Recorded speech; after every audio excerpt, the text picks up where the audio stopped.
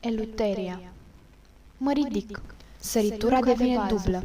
El a făcut pas din pielea mea de pește se supune întru totul poezie. Bătrânii se agață de pielea noastră și se lipesc, să moară convinși că în moarte și-au văzut ochii noștri pește din fiecare răspuns ne subțiază până când nu se mai văd diferențe între oasele noastre, care miros amolii și laptele animalelor, și am văzut peste flori oamenii.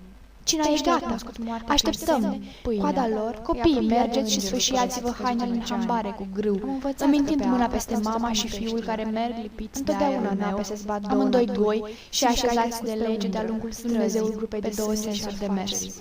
Am vrea să rămânem aici și fac moartea prin semne în zeul electric.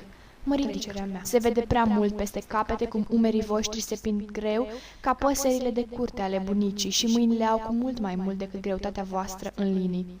Sus, plasticul curge ca lumina. Luca de bază.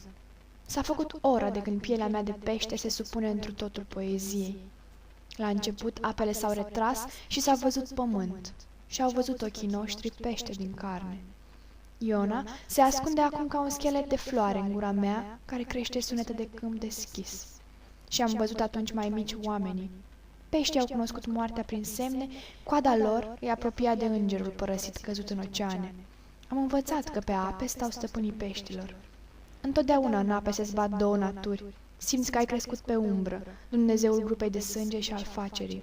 Strângi în mâini osul și fac semnul terminat în coadă de pește. Trecerea mea.